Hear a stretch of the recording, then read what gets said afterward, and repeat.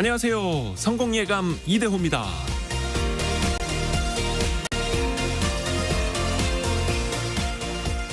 분명히 잘못된 걸 지적해야 하는데 자칫 감정 싸움으로 번질 수 있는 순간이 많습니다.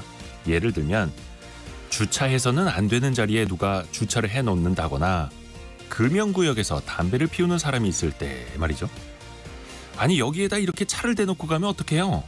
담배 냄새 나잖아요. 여기 금연구역이에요. 순순히 말을 들어주면 좋은데 자칫하면 말싸움, 감정싸움이 번질 수도 있죠. 사람을 설득하는 데는 주차구역, 금연구역 같은 규범을 설명하는 것보다 손해를 보지 않으려는 그 사람의 본능을 자극하는 게 더 효과적이라고 합니다. 여기에서 담배 피우시면 딱지 끊겨요. 구청 단속반이 자주 돌아다니거든요. 여기다가 차 세우시면 차가 파손될 수도 있어요. 담벼락에서 돌이 자주 떨어집니다. 싸우지 않고 평화롭게 사람을 설득하는 방법은 많이 있습니다. 성공예감 이대호입니다. 시작합니다.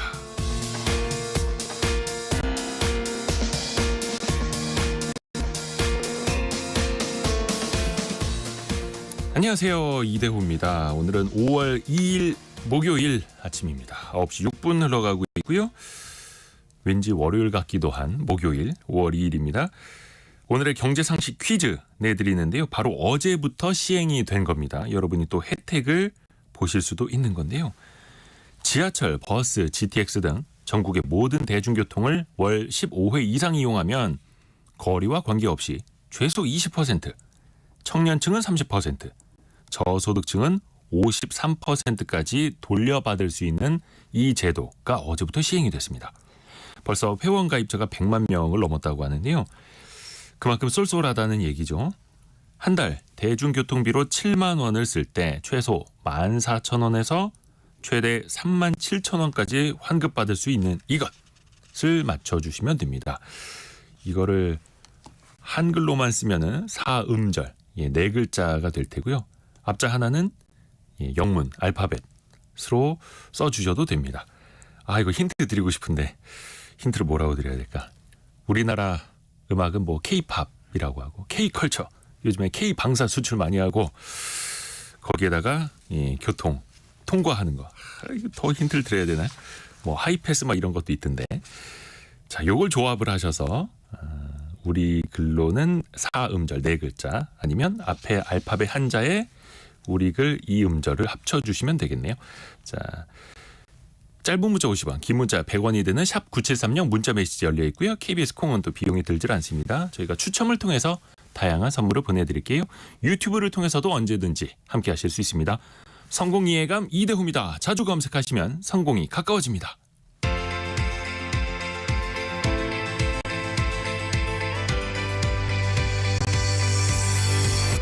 KBS 1라디오 성공예감 이대호입니다.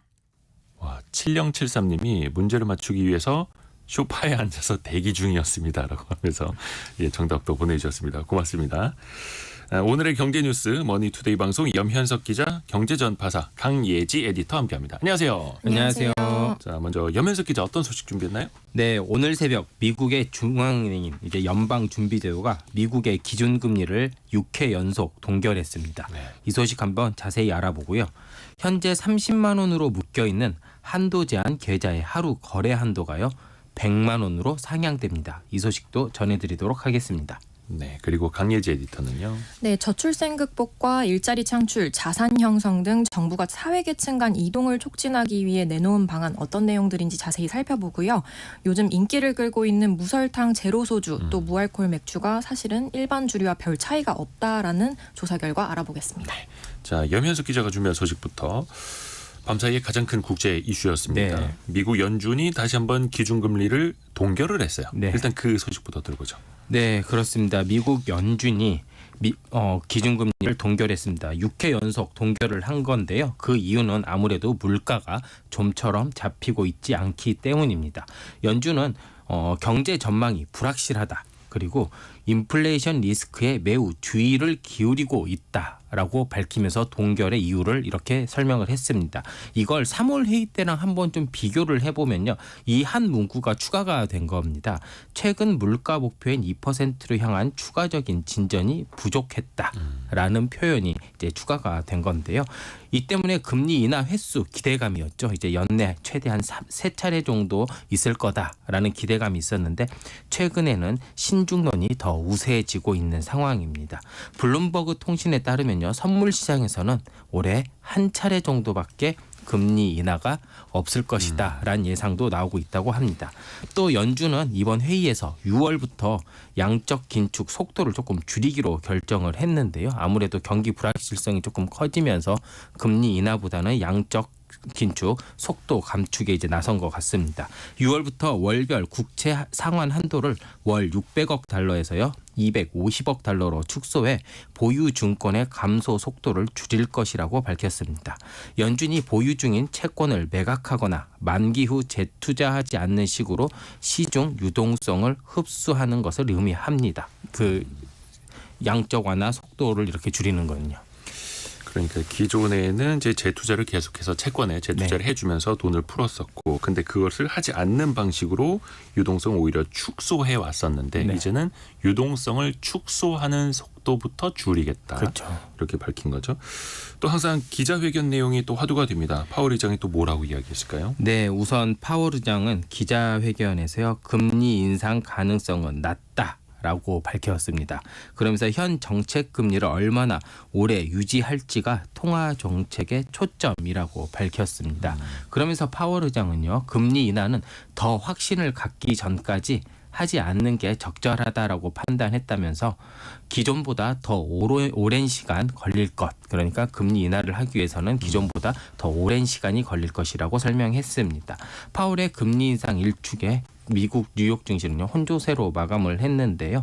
다우지수는 0.23% 상승, S&P 500은 0.34% 하락, 나스닥도 0.33% 하락 마감했습니다. 그 기자들의 질문이 금리 인하는 언제쯤 될까라는 것보다는 금리 인상 가능성부터 또 물어보는. 그렇죠. 그래서 또 화두가 됐었네요. 네. 근데 그거는 금리 인상 가능성이 일단 일축을 한 거고요. 네. 다만 금리 인하 시기에 대해서는 또 시장도 기대치를 좀 많이 내려놓고 있는 그게 또 현실이네요. 금리가 인하되려면 미국의 물가가 잡혀야 되고 일자리가 좀 둔화된다라든지 이런 신호가 좀 있어야 되지 않습니까? 네. 요즘 상황은 어때요? 네, 미국의 소비자 물가 지수 그러니까 CPI 상승률에 영향을 준 게 크게 두 가지가 있습니다. 네. 바로 인건비와 미국 집값입니다. 근데 최근 이 두 요소가요 세상보다 높게 나오면서 물가 재반등의 우려마저 나오고 있는 상황입니다. 미국 노동국이 발표한 올해 1분기 미국 고용 비용 지수는 전분기와 비교해 1.2% 상승을 했습니다. 이게 분기마다 비교가 되는데요. 네. 시장 예상치가 1.0%였습니다. 이제 조금 더 상회를 했는데요. 이 수치는 2022년 3분기 이후 가장 높은 수치입니다. 또 미국 주택 가격도요 예상 밖의 오름세를 보였습니다. 2월 주택 가격 지수는요 전월 대비 1.2% 오르면서 시장 예상치가 0.2%였습니다. 네. 엄청 큰 폭으로 상회를 한 겁니다. 이 때문에 미국 CPI에서 주거비가 차지하는 비중이 무려 34%나 됩니다. 이 때문에 이렇게 높은 주택 가격 때문에 이런 미국의 물가 상승에는 굉장히 부정적인 뉴스로 작용하고 있습니다. 그리고 우리나라 소비자 물가 지수 발표된 것도 좀 알려주시겠어요? 네, 4월 소비자 물가 상승률도요 3개월 만에 2%대로 떨어졌습니다. 지난달 같은 달보다 2.9% 올랐습니다. 물가의 기조적 흐름을 보여주는 근원 물가는요 2.3% 올랐습니다. 하지만 우리가 직접 체감하는 박상 물가 있잖아요. 박상 물가는 많이 올랐습니다. 신선식품 지수는 3.7% 하락했지만요. 전월보다는 3.7% 그러니까 하락을 했는데 지난해 같은 기간보다 비교하면 19.1%나 올랐습니다. 그러니까 사실상 19% 이상 오른 겁니다. 특히 사과가 무려 81%나 올랐고요. 배는 103%나 올랐습니다. 이렇게 신선 과일류가요 40% 안팎의 오름세를 보이면서 물가 상승을 주도했습니다. 사과 81%, 배 103%. 네. 이거는 전년 동기 대비 네, 맞습니다. 1년 전 같은 기간보다. 어마어마합니다. 근데 전반적으로는 소비자 물가 지수 상승률이 2.9%로 조금 2%대로 조금 진정은 됐다. 네. 자, 강예지 에디터에게 갑니다. 정부가 사회 이동성 개선 방안을 발표했다고 합니다. 이름은 좀 어려운데 약간 좀 계층 사다리 같은 네. 느낌입니까? 내용 좀 전해 주세요. 네, 키워드로 보면 육아 지원과 양질의 일자리 창출, 그리고 자산 형성, 교육 기회 확대 등에 대한 정책 방향이 나왔는데요. 먼저 저출생을 극복하기 위한 방안으로 올해 하반기부터 남편의 출산 휴가를 현행 열흘에서 20일, 그러니까 약 한 달 수준으로 늘리기로 했습니다. 또 아내가 임신했을 때 남성이 출산 휴가 또는 육아 휴직을 사용할 수 있게 일부 허용하고요. 육아기에 근로시간 단축제도 확대됩니다. 대상 연령을 기존 8세에서 12세로 확대하고 기간은 부모 한 명당 최대 24개월에서 최대 36개월로 늘어납니다. 육아휴직 급여는 현재 통상임금의 80% 그리고 월 상한 150만 원 정도인데요. 이것도 단계적으로 올리기로 했습니다. 이외에도 경력단절 여성 그리고 경력단절 남성을 고용한 기업에 세제 지원을 강화하고요. 경력단절 후에 재취업할 때 적용했던 업종 제한도 폐지하기로 했습니다. 고용 창출 방안도 살펴보면요. 취업준비생 그리고 일하지 않고 일할 의욕을 잃은 무직자를 우리가 니트족이라는 신조어가 있었잖아요. 이 니트족을 위한 청년 고용 올케어 플랫폼을 만들겠다는 계획이 나왔습니다. 부처 간의 협업을 통해서 일자리를 매칭하고 또 정보도 연계를 해서 직업훈련과 같은 정보를 적극 제공하겠다라는 것이 핵심입니다. 또 140만 명 이상 되는 국가 장학금 신청자에게는 취업 정보와 컨설팅 등을 지원하고 또 졸업 직후부터 맞춤형 고용 서비스를 조기 지원하겠다라는 것이 정부 구상입니다. 일할 수 있는 환경, 동력을 조금 네. 자극을 주겠다. 그리고 아이 키울 수 있는 환경을 조금 더 개선해 보겠다. 그리고 자산 형성 관련된 내용도 나왔어요. 네, 만능 재테크 통장으로 많이 알려진 개인 종합 자산 관리 계좌 ISA를 전면 개편하는 내용이 포함됐는데요. 네. 현재 ISA는 한 명당 한 계좌만 가입할 수 있는데 이 1인 1계좌 원칙을 폐지해서 소비자 선택권을 보장하기로 했고요. 또 지금과 같이 중개, 신탁 1인명으로 구분되지 않는 통합형 ISA를 도입하기로 했습니다. 그리고 앞서 민생토론회에서 이야기 나온 바와 같이 ISA 납입 한도는 연간 2천만 원에서 연간 4천만 원으로 2배 늘리고요. 비과세 한도는 200만 원에서 500만 원으로 2.5배 늘어납니다. 또 올해 안에는 국내 주식 및 국내 주식형 펀드에 투자하는 국내 투자형 ISA가 신설됩니다. 또 현재는 국민연금을 1년 앞당겨 받을 때 급여 전액에 대해서 6%씩 감액하고 또 최대 5년 가능한데요. 연금 수급이 이제 만 63세인데 예를 들어서 5년 앞당겨 받는다라고 하면 급여 전액의 70%를 받는 시기입니다. 이제 앞으로는 국민연금을 조기 수급할 때 급여 전액이 아니라 일부만 감액해서 수령할 수 있는 방안을 검토하기로 했습니다. 일단 최상목 경제부총리가 좀 운을 띄웠고 자세한 거는 아마 올해 세법 개정안 마련할 때 네. 이야기가 더 구체적으로 나올 것 같네요. 그때 또 한번 저희가 전해드리겠습니다. 문제는 이런 제도가 실질적인 도움이 돼야 할 텐데 어떤 분석들이 나오나요? 네, 아까 말씀하신 것처럼 정부가 이름 붙인 사회 이동성이란 개인이나 집단의 사회 경제적 계층 이동 가능성을 의미하는데요. 우리 사회의 이 경직된 사회 이동성을 좀 개선해서 좀 더 높은 곳으로 이동할 수 있는 계층 사다리를 놓겠다라는 취지입니다. 이런 방안이 이런 취지를 살려서 분야별로 골고루 지원하는 건 좋지만 일각에서는 각 문제의 본질을 근본적으로 해결할 만큼 깊이가 있지는 않다라는 비판도 나옵니다. 이런 그 지적에 대해서 정부는 이번 대책이 첫 번째 방안이고 워밍업 단계니까 성과가 날 때까지 추가 대책을 마련하겠다라고 밝혔습니다. 사실 건강한 사회, 건강한 경제 구조가 되려면 계층 사다리, 자유롭게 이동할 수 있는 내가 진짜로 노력하고 열심히 살면 사다리 한 칸, 두 칸씩 올라갈 수 있는 혹은 거기서 미끄러져 떨어지더라도 또 다시 재기할 수 있는 그런 건강한 좀 선순환이 돼야 될 텐데요. 제도적으로도 좀 뒷받침 더 됐으면 좋겠습니다. 앞에서 그 육아 지원 이야기도 나왔는데 뭐 사실 이런 이야기는 끊이지를 않고 있어요. 근데 어떤 게 진짜 실질적으로 도움이 될 것이냐. 국민 생각을 알 수 있는 설문조사가 있었네요. 네, 마침 이런 조사 결과가 나왔는데요. 네. 국민권익위원회가 지난달 시행한 설문조사 결과를 발표했는데 정부가 신생아 한 명당 현금 1억 원을 주는 방안에 대해 응답자 10명 중 6명이 파격적인 현금 직접 지원이 출산에 적극적인 동기부여가 된다라고 답했습니다. 네. 올해 2월에 부영그룹이 직원들 출산을 장려하기 위해서 자녀 한 명당 출산장려금 1억 원 지급 제도를 도입해서 큰 화제를 모은 바가 있죠. 네. 이 사례를 들어서 물은 질문입니다. 산모나 출생아에게 1억 원을 직접 지급한다면 우리나라는 2023년 출생아 수 23만 명을 기준으로 연간 23조 원을 부담하게 되는데요. 네. 정부가 이 정도 재정을 투입해도 좋다고 생각하느냐라는 물음에 역시 10명 중 6명이 저출생 문제 해결하려면 필요하다라고 응답했습니다. 설문에는 약 14,000명이 참여했는데요. 특히 이번 결과가 좀 유의미하다라고 판단되는 것이 응답자 연령대 때문입니다. 결혼과 출산 그리고 육아 고민이 높은 30대가 60% 이상으로 가장 많았고요. 네.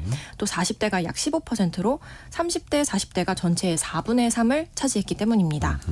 권익위도 그동안 저출생 정책 효과가 좀 낮다라는 비판이 있었기 때문에 이번 설문조사로 정책 수혜자 직접 지원 방안의 효과를 좀 점검하겠다라고 배경을 밝힌 바 있습니다. 새 자녀 키우는 아빠 입장에서 참 할 말이 많은 부분인데 물론 이제 뭐 수도요금, 전기요금 한 달에 뭐 1, 2만 원씩 할인해 주는 것도 좋고 뭐 여러 가지 긁어서 모으면은 혜택이 있기는 있어요. 근데 그게 체감이 안 됩니다. 그게 아이를 더 낳아야지 뭐 동력은 당연히 안 될 테고 근데 확실히 사람을 잡아 끄는 것 아이를 낳을 유인이 어느 정도 된다라는 건 현금 1억 원에 사람들의 마음이 이제 움직인다라는 거고요.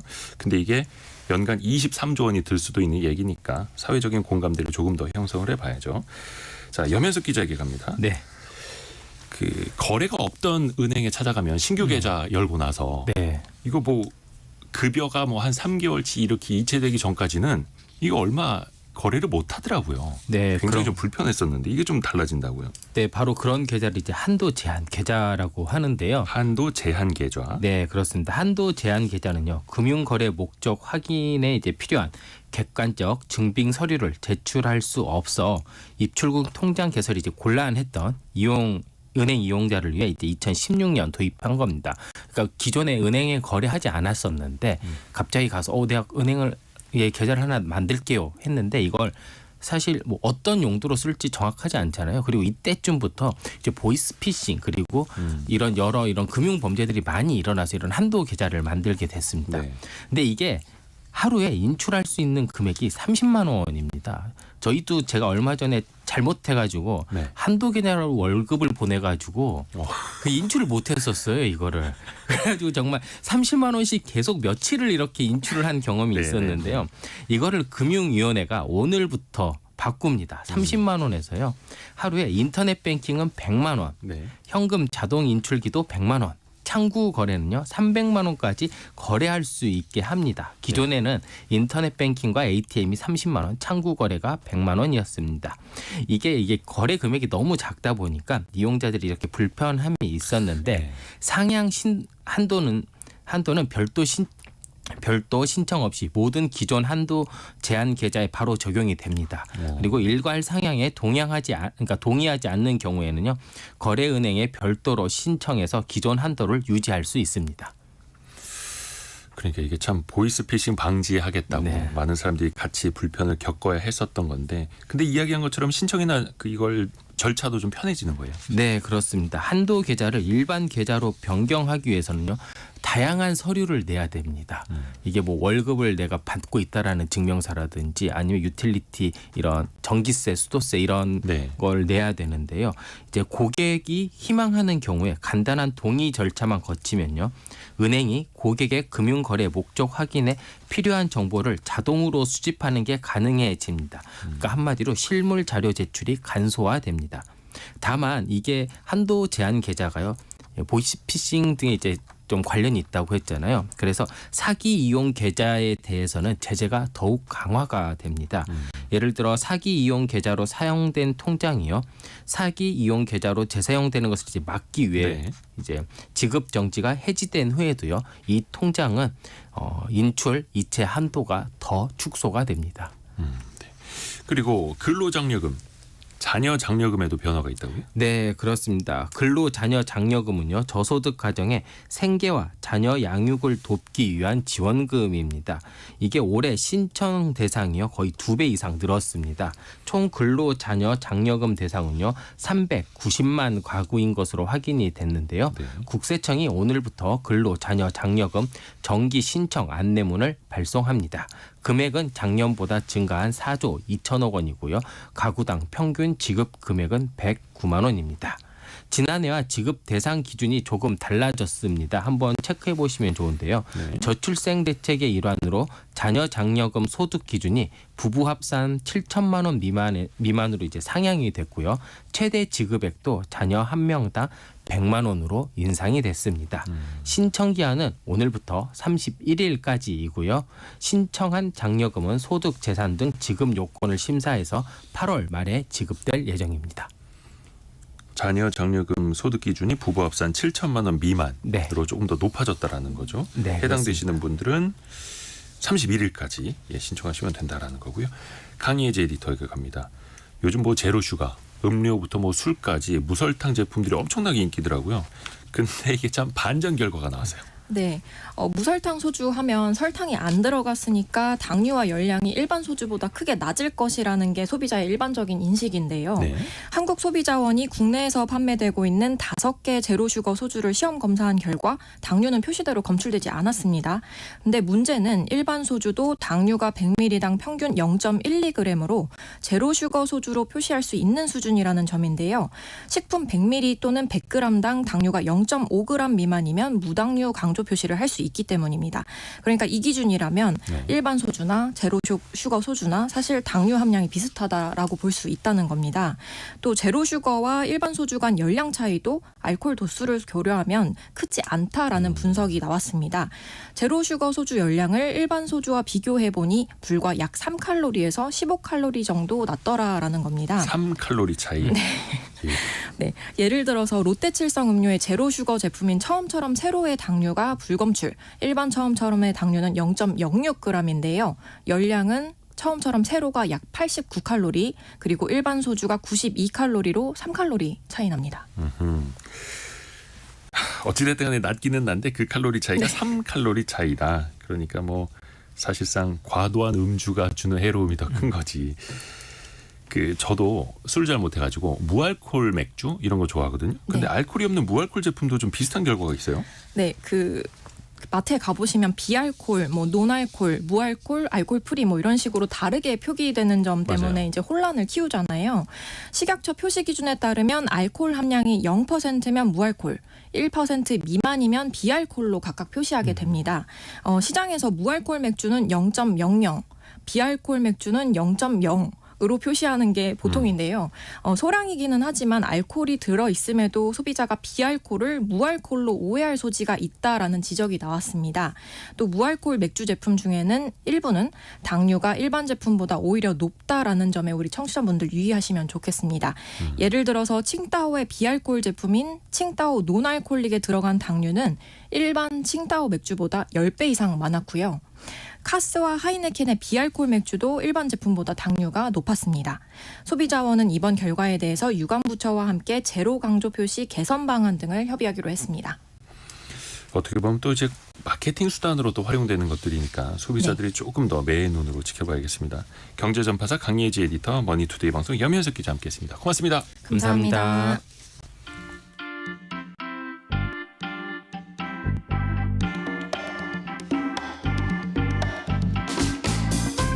지금 여러분께서는 KBS 일라디오 성공예감 이대호입니다를 듣고 계십니다.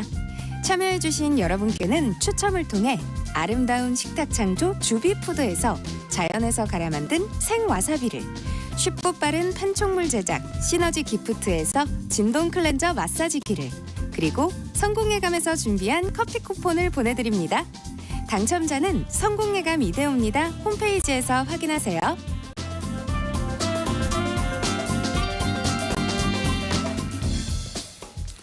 경제상식 퀴즈 한 번 더 내드리겠습니다. 고속도로에는 하이패스가 있고요. 대중교통에는 교통비 부담을 덜어줄 수 있는 이패스가 어제부터 시행이 됐습니다.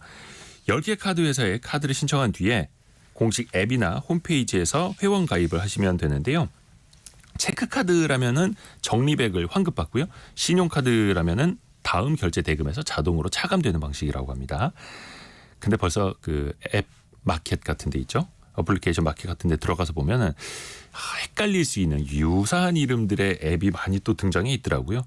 자세히 보시면은 한국교통안전공단, 한국교통안전공단이 만들어서 올린 그 앱에 그걸 다운받아서 그걸 이용하셔야 됩니다.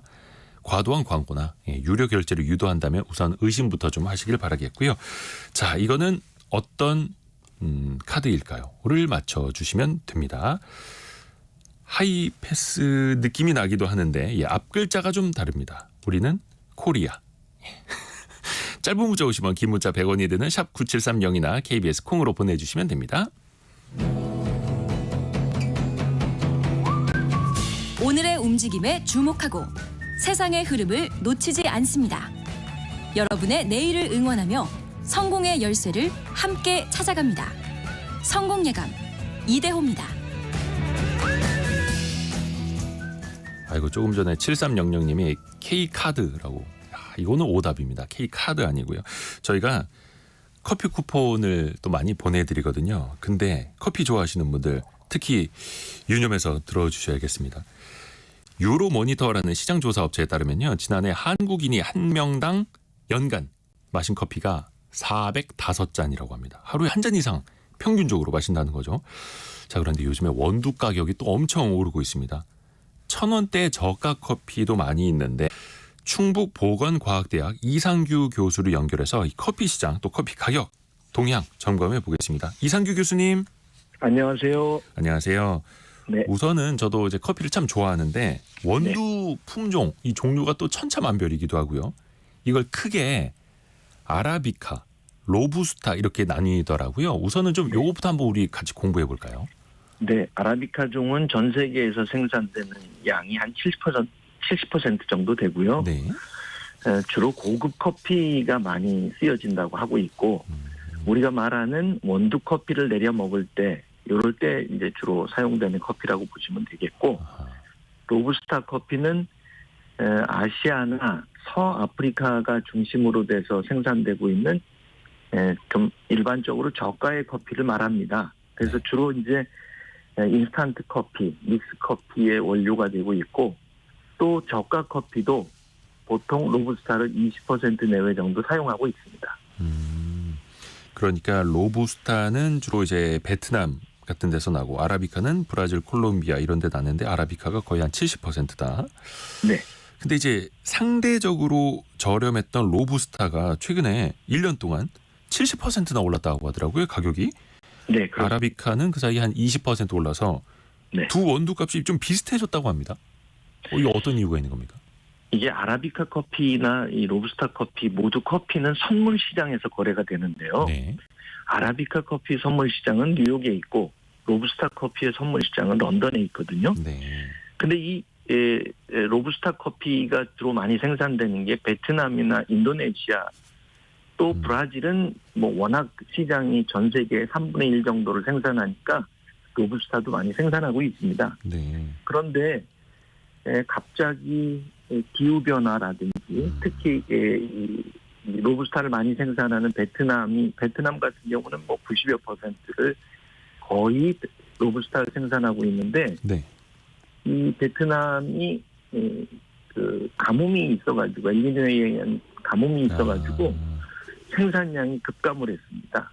그래서 이제 수요와 공급의 원칙에서 맞지 않다 보니까 가격이 좀 올라가게 됐는데 제가 이렇게 그 가격 추이를 한번 살펴봤거든요.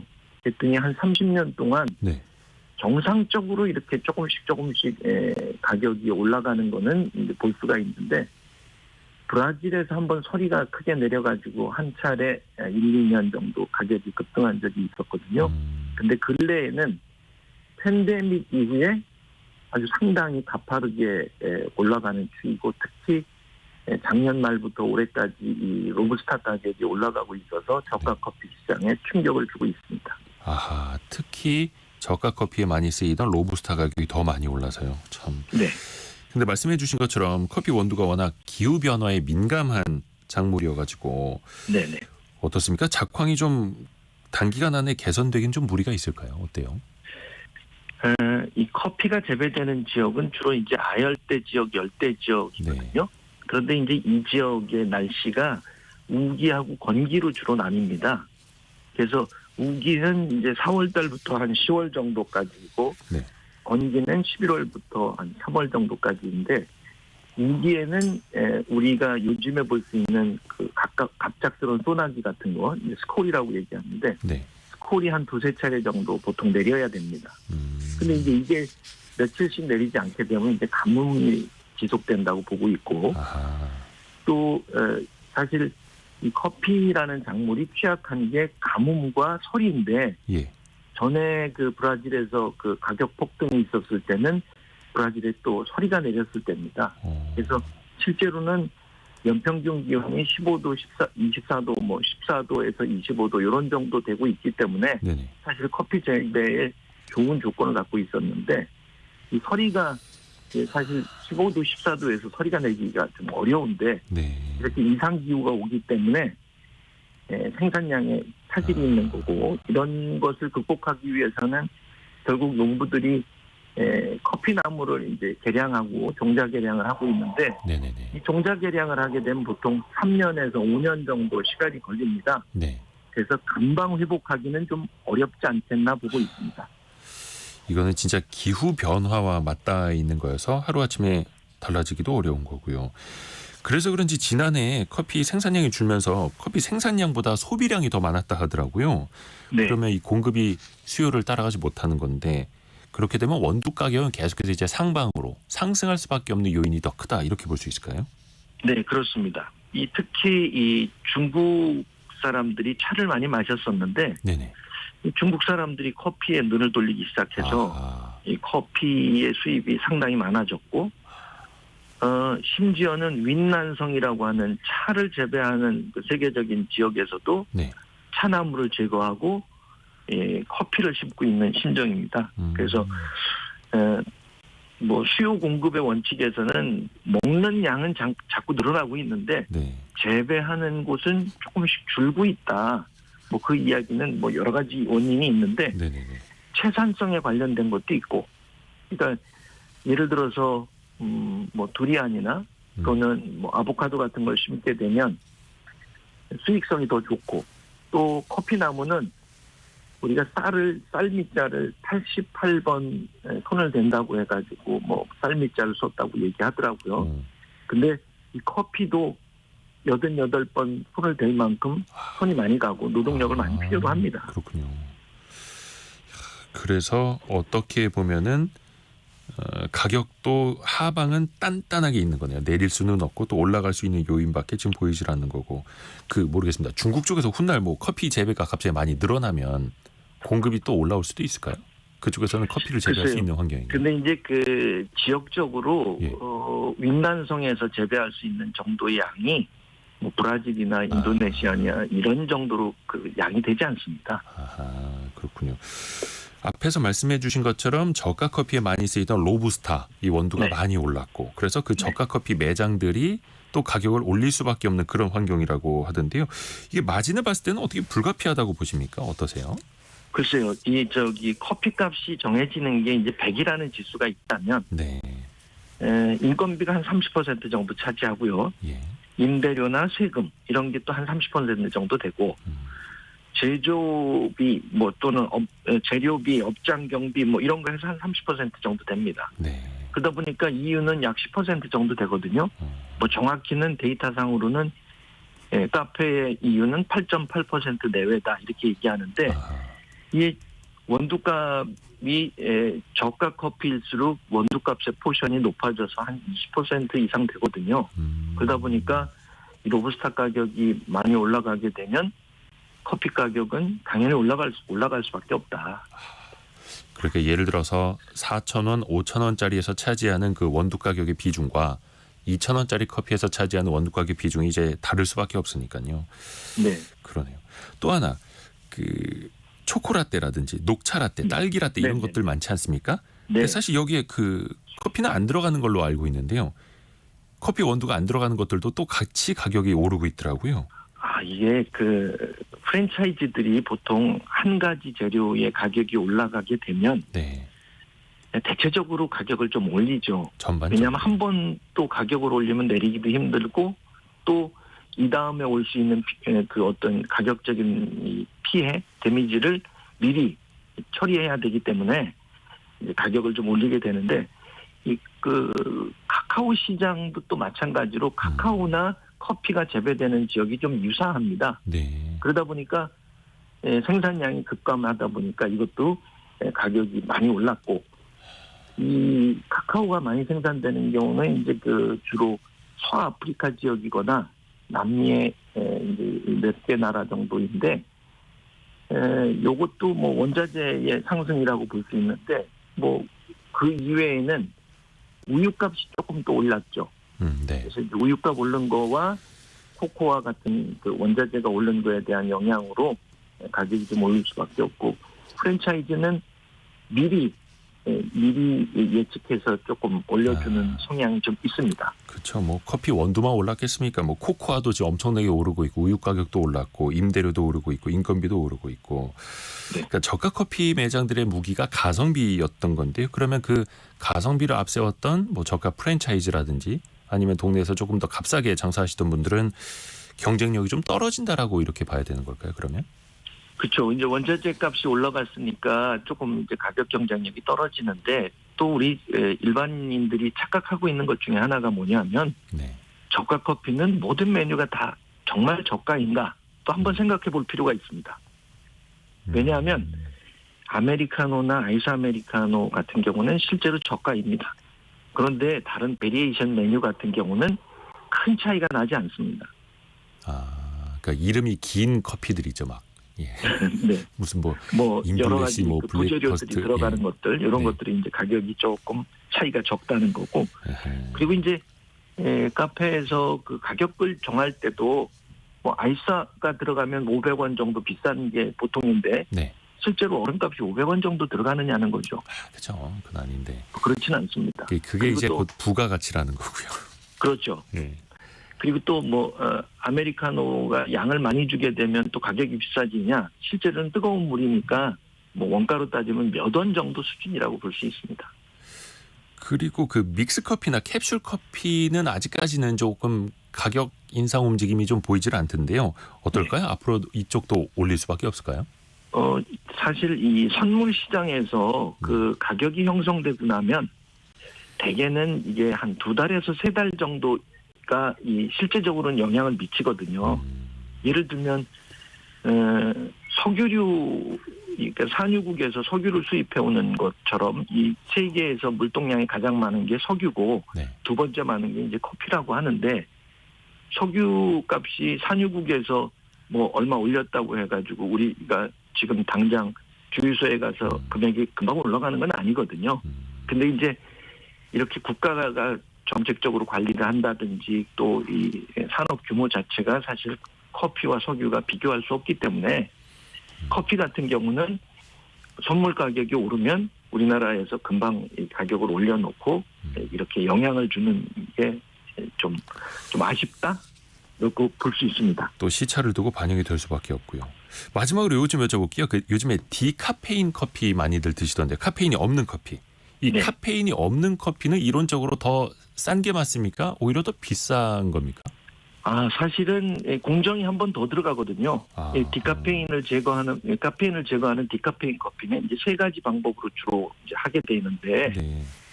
물 추출법, 뭐 초임계 추출법 또는 뭐 화학적인 추출법 이런 것들이 있는데 네. 화학적인 추출법은 실제로 사용하지 않고 초임계 추출법은 비용이 너무 많이 들어갑니다. 그래서 생산성이 좀 떨어지고 이제 일반적으로 물 추출법을 쓰고 있는데 이것도 공정이 여러 번 들어가고 뭐 건조하고 물에 빌려서 제거하고 이러다 보니까 가격이 조금 더 비싸질 수밖에 없는데 요건 이제 커피 매니아들이 그 카페인에 대해서 조금 그 조심스럽거나 또는 뭐 피하고 싶어서 드시는 것 같은데 사실 맛이 좀 부족합니다. 아하. 그래서 제 생각에는 디카페인 커피를 마시는 것보다 좀 줄이거나 양을 주무시기 줄이거나. 일찍 전에 마시는 방법을 택하는 것도 방법이라고 할 수 있겠습니다. 디카페인에 손이 더 많이 들어가는 거였네요. 자, 네, 그렇습니다. 이정옥 님이 지금 커피 내리고 있는데 커피 향이 세상에서 제일 좋은 향인 것 같아요라고 보내주셨는데요. 참 우리가 커피를 내린다라고 표현을 하는데 커피 가격은 내리질 않으니 씁쓸합니다. 커피가 원래 참 씁쓸하죠. 자, 충북보건과학대학 이상규 교수에게 도움 말씀 들어봤습니다. 고맙습니다. 안녕히 계십시오.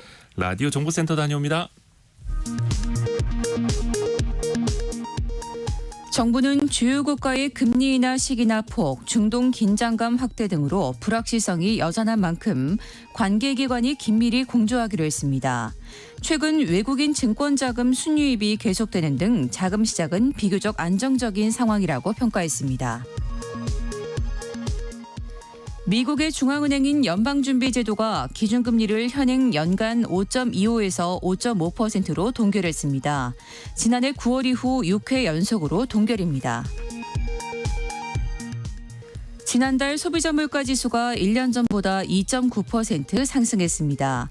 2월과 3월 3%를 웃돌던 물가 상승률이 석 달 만에 2%대로 내려왔습니다.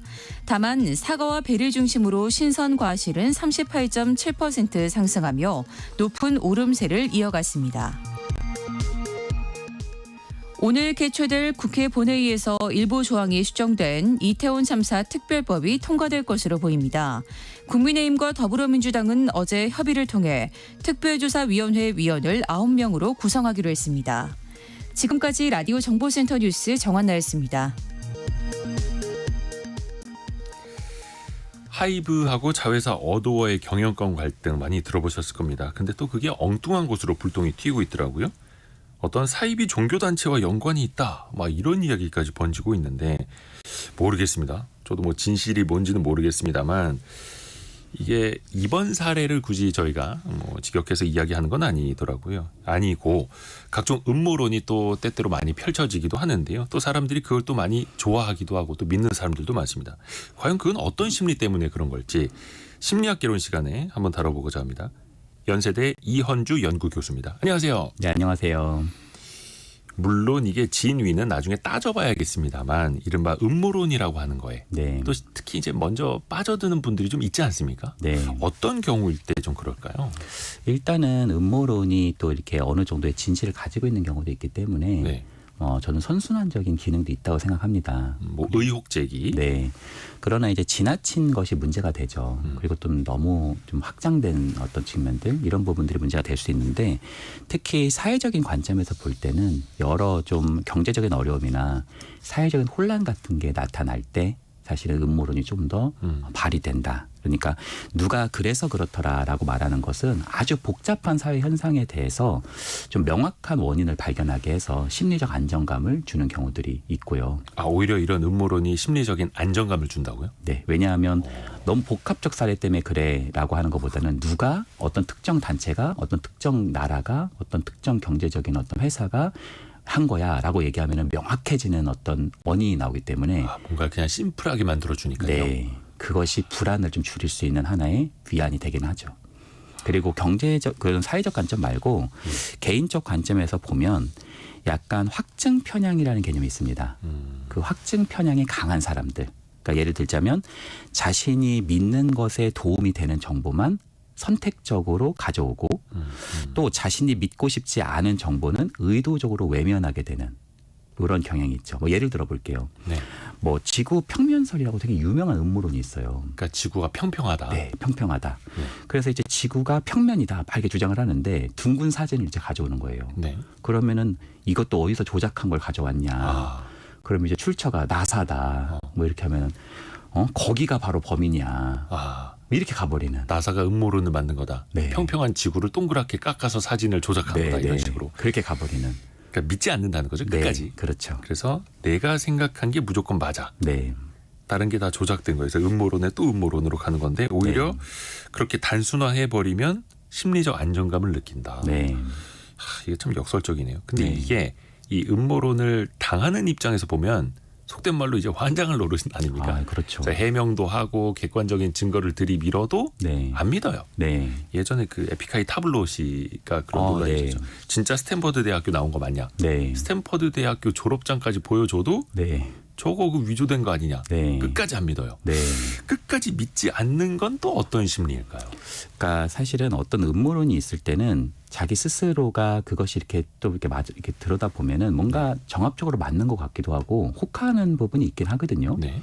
근데 항상 우리가 주의해야 되는 것은 좀 뭔가 어떤 음모론에 대한 그런 정보들이 이렇게 있을 때 항상 반대편의 정보를 가지고 와서 이 두 가지를 같이 균형적으로 좀 고려해야 되는 부분이 있는데 네네네. 어떤 면에서는 하나가 맞다는 전제하에 계속적으로 그 견해를 뒷받침하는 정보를 취하다 보면 자기도 모르게 그러한 사고에 좀 빠지게 되는 빠져드는 경향이 거죠. 있습니다. 네.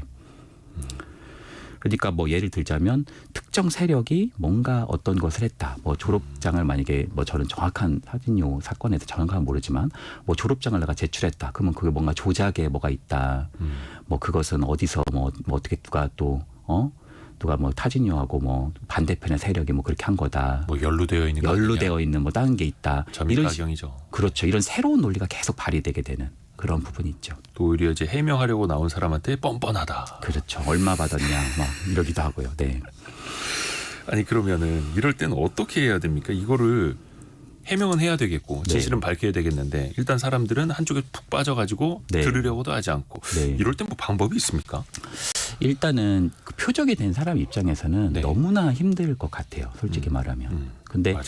이제 그런 증거를 자꾸 이제 내가 내밀면서 이거 봐라, 내가 그렇지 않다라고 말하는 것도 좀 필요하긴 하죠. 어느 면에서는 이제 해명을 하는 차원에서. 근데 사실 근본적으로는 무엇인가의 의혹을 주장하려면 사실 그것에 입각한 어떤 물적 증거는 그 주장하는 사람이 사실은 가져와야 되는 거거든요. 그렇죠.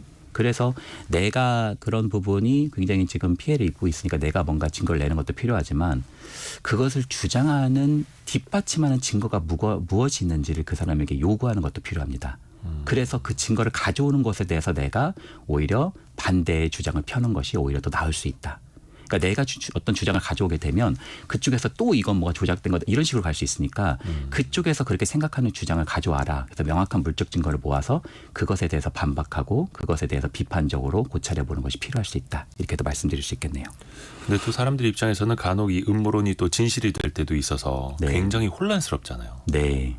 뭐 대표적으로 1970년대 워터게이트 사건 그런 것도 있었고요. 그러니까 어떤 면에서는 음모론이 우리 사회의 감시자의 역할을 하는 경우도 있습니다. 뭐 건강한 견제와 감시. 네. 그렇죠. 네. 그래서 근데 이제 그런 것이 순기능을 발휘하려면 견제와 어떤 감시의 기능이 정확하게 어떻게 보면 발휘되려면 균형적 관점이 좀 필요하다고 생각합니다. 그렇죠. 1918님이 멀쩡한 은행도 헛소문 때문에 부도나는 경우도 있잖아요. 라고 내신 거 진짜 그렇죠. 네. 정말 멀쩡한데 아니면 뭐 잠깐의 위기일 뿐인데 오히려 사람들이 겁을 먹고 네. 돈을 빼러 가서 네. 뱅크런 때문에 단기 자금이 부족해서 은행이 또 더 어려워져 이런 경우도 또 생기죠. 네. 근데 이런 사건 또 사람에 대한 음모론이 예전부터 사실은 끊이질 않았죠. 네. 이게 왜 이렇게 반복이 될까요? 계속. 그러니까 인간이 가지고 있는 욕구 중에 굉장히 큰 욕구 중에 하나가 안정감에 대한 욕구가 있어요. 안정감. 네. 그래서 불확실한 사회에서 안정감을 찾으려는 인간의 근본적인 욕구가 있습니다. 그러니까 어떤 면에서는 사회는 되게 복잡하고 어떤 사태가 일어나면 그 원인은 정말 복합적으로 이렇게 얽혀 있단 말이에요. 근데 그거를 그냥 유대인이 시켜서 뭐 로스차일드가 그랬다 이렇게 말하면 굉장히 단순하고 이해하기 쉽잖아요. 그래서 어떤 면에서는 그런 걸 이해하게 되는 것이 사태가 저것 때문이구나. 저기만 어떻게 좀 내가 대처하면 되겠구나라고 하게 됨으로써 조금 불안을 완화할 수도 있고 약간의 거기서 안정감을 느낄 수도 있게 되는 그런 토대가 되기도 하죠. 오히려 참 안정감을 느끼려는 심리가 바탕에 깔려 있다라는 게 되게 좀 뭐라 해야 될까? 이게 아이러니하기도 합니다. 네. 그렇죠. 그만큼 사회가 혼란스럽고 네. 예, 불명확하다라는 네. 걸 또 방증하는 것 같기도 하고요. 네. 근데 이제 교수님께서는 지금이 오히려 음모론이 퍼지기 좋은 사회라고 네. 말씀을 하시더라고요. 이게 어떤 의미예요? 이게 왜 그러냐면 우리 사회가 이전보다 더 복잡해졌잖아요. 예. 그리고 우리 사회가 초연결 사회라고는 하지만 사실은 더 고립되어 있거든요. 예를 들자면 정보가 엄청나게 넘치는 것 같아도 네. 사실 그 정보가 되게 개토화 즉 고립되어 있고 집단 사이의 불신이 상당합니다. 예를 들어서 유튜브 같은 걸 봐도 내가 보고 싶은 유튜브를 보면 계속 그 비슷한 주장을 하는 유튜브들이 뜨잖아요. 추천 그렇죠. 영상으로. 그러다 보면 그 자기가 믿고 있는 바가 더 강화돼서 나중에는 정말 콘크리트처럼 지금 강화돼가지고 아무리 다른 얘기를 해도 그게 들리지 않은 경우들이 많거든요. 그리고 또 그 고립되면서 그런 것을 주장하는 사람들과 또 함께 계속 교류를 하게 되다 보니까 여기서부터 더 못 나가게 만드는 이러한 측면들이 우리 사회에 여전히 존재하고 있죠. 오히려 초연결 사회, 정보화 사회인 것 같지만 오히려 고립되어 있다. 네. 그러니까 본인이 믿고자 하는 대로 검색해 보는 것 위주로 또 관계된 것만 뜨고 하니까 고립이 더 고립되는 거고요. 그러면 이게 사실 좀 균형 잡힌 정보를 같이 이제 섭취하려는 분들은 네.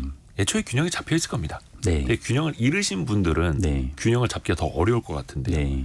어떻게 좀 해야 되겠습니까? 개선할 방법은요? 일단 내가 무엇을 강하게 믿고 있다면 그것이 진짜 옳을 수도 있고 그럴 수도 있잖아요. 그럼에도 불구하고 항상 내가 뭔가를 옳게 믿고 있다면 그것에 대해서 비판적으로 생각하시는 분들의 주장을 내가 만약에 질문을 받고 내가 그것에 답변을 해보는 연습을 해보는 것도 도움이 돼요. 그러니까 항상 반대편의 증거들, 반대편의 주장들을 귀 기울여 볼 필요가 있다. 내가 A라고 하는 주장을 하고 있고 그거에 대한 단체에 있다면 그것과 반대되는 B라고 하는 주장과 B라고 하는 사람들의 의견을 반드시 고찰해보고 그것을 어떤 면에서 균형적으로 내가 선택해보고 또 취합해보고 통합해보는 시도가 굉장히 중요할 수 있다. 이렇게 말씀드리고 싶네요. 그러게요. 이게 나의 정신 건강, 네. 나의 건강한 사회 활동을 또 위해서 네. 그런 거죠. 그리고 또 그 잘못된 주장을 또 거듭하시는 분들은 또 그래서 어떤 법의 심판이라든지 네. 또 그걸로 피해 보신 분들은 또 법의 도움을 또 받으셔야 할 거예요. 아, 네, 그럼요. 네. 그게 사회적으로도 또 그게 필요하고요. 네. 연세대 이헌주 연구 교수 통해서 우리 사회가 왜 음모론에 휘둘리는가 이야기 들어봤습니다. 고맙습니다. 네, 감사합니다. 감사합니다. 자, 2부에서는요 저희가 김경필 머니 트레이너와 돈줄 상담소로 돌아옵니다. 소비 영수증 1,000원 단위까지 꼼꼼하게 써서 보내주신 분이 있는데요. 여러분들한테도 뭔가 조금 귀감이 되는 그런 케이스가 오늘 특별히 더 될 것 같아요. 잠시 뉴스 들으시고요. 10시 5분에 금방 다시 돌아오겠습니다.